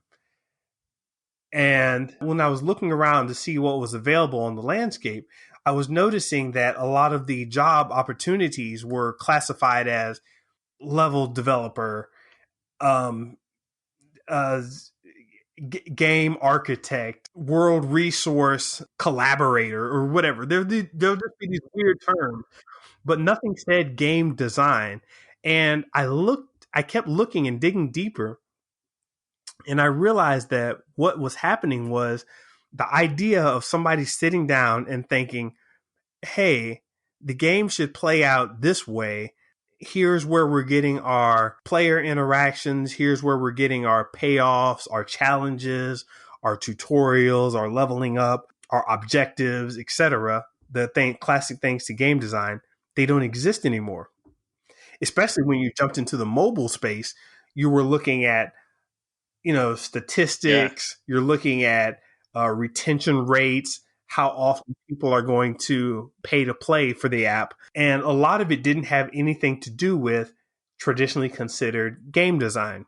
Yeah, you're right, right? It's more like poli-sci, behavioral science, economists, and statistics rather than paper design, right? Systems and player feel and motivations. Right. So I wasn't mad at it. I was just very cognizant of the fact that what I knew as game design is kind of dead.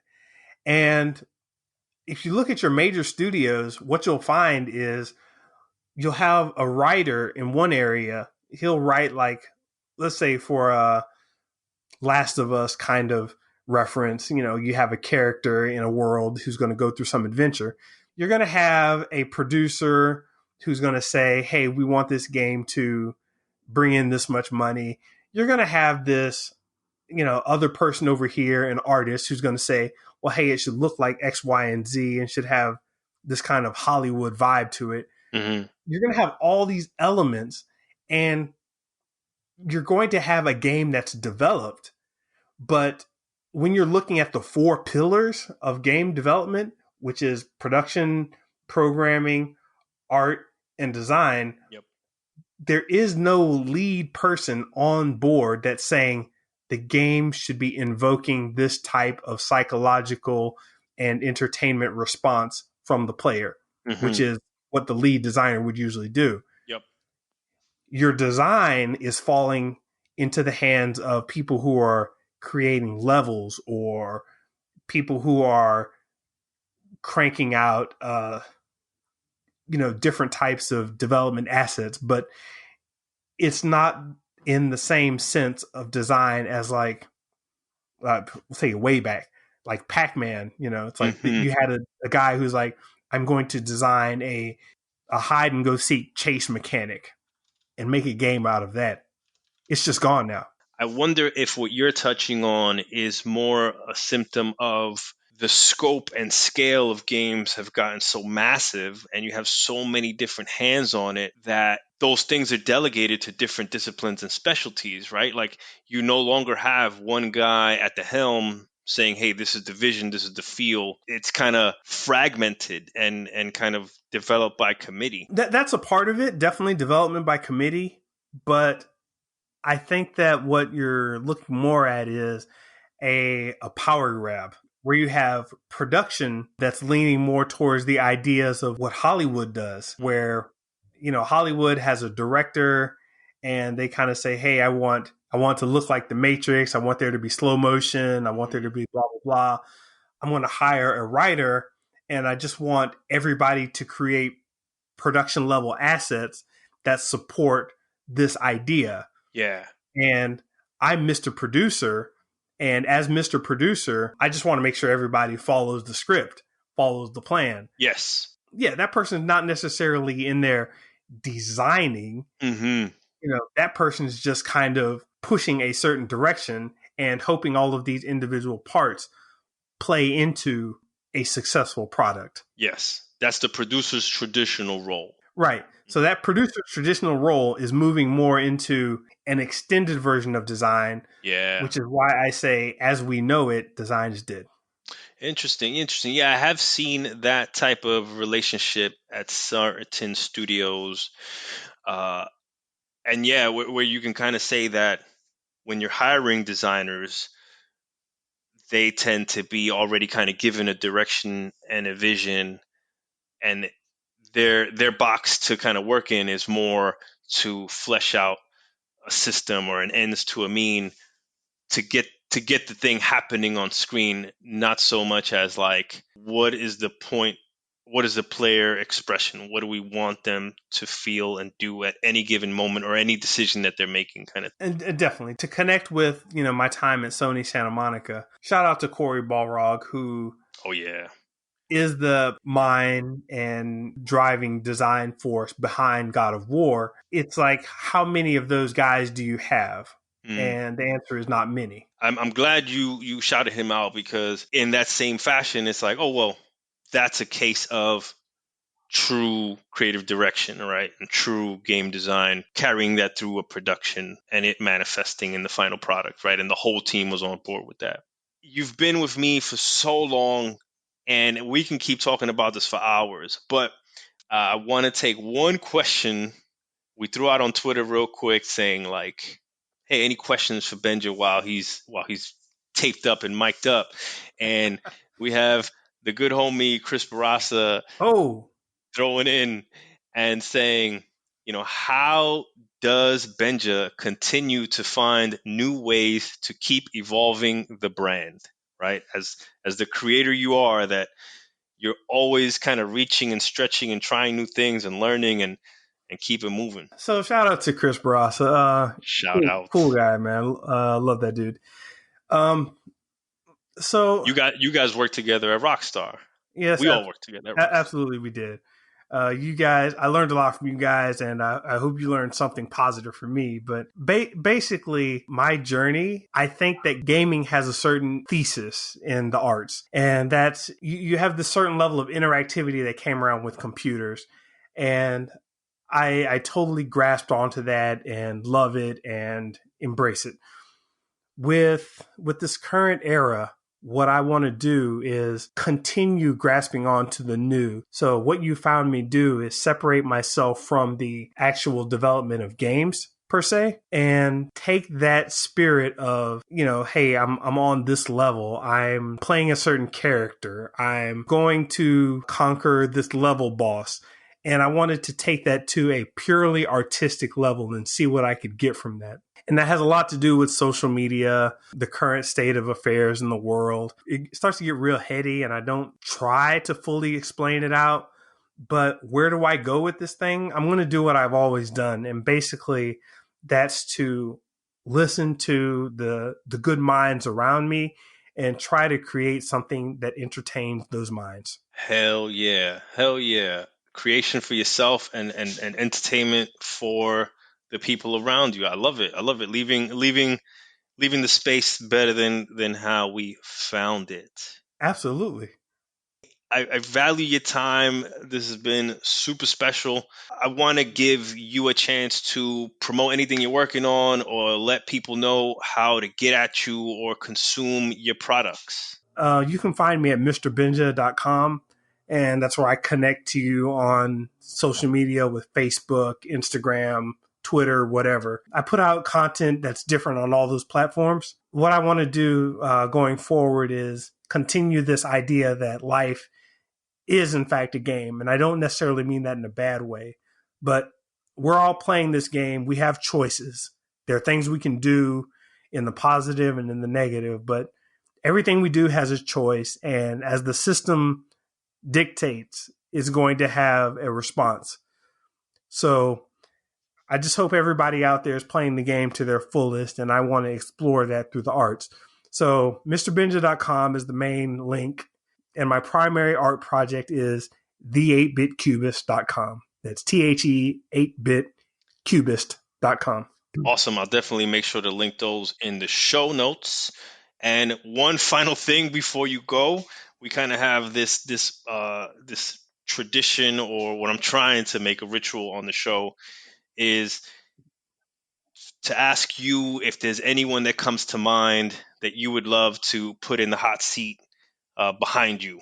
If this hits enough views and continues on the way I hope it will, I'm going to convince Howard to get on here. Howard and Jeff. Oh, Hefe, Flipsider, and Howard. Yo, I caught wind of Howard super unexpectedly Well, he's doing like psychology and therapy for other developers in Silicon Valley. Yeah, I thought last I totally. That's checked. exactly what he's doing. Yeah, Um, yeah. So he definitely. I mean, that and being a forefather in this space, I think he would have so much to talk about. I would. I'm glad you put that out into the universe. I want to make that happen. you have also Raph and Marcellus. I got to shout them out because they got me started on the podcast game. And, I have my own personal podcast. What's the name of that? There's the ADD Experience and there's the 8-Bit Cubist podcast. But those two interesting art spirits just got me totally, totally into expressing things in a different way. So, Raphael and Marcellus, if you want help me connecting that, I'll make that happen. But getting them on the podcast is nice. They've been tagged. That's it. That's it. Marcellus, Jeff, Raph, and Howard. Damn, you gave me a lot right there. I'm super happy. I got my work cut out for me. I appreciate it. I appreciate it, Benja. Hey, brother, have yourself a wonderful time, and know that you are always welcome back on the show. Thank you very much, sir. I appreciate it. Totally. Well, there you go. That's my game development journey in a nutshell. I want to thank John Diaz and the Autoplay Area podcast for having me on. I'll definitely be sure to have him on at some point with the ADD Experience. And I want to get your opinions on what you thought of the show. Any information I'll be sure to pass back on to him. Information is in the show notes. Follow, like, and subscribe. And I will see you soon.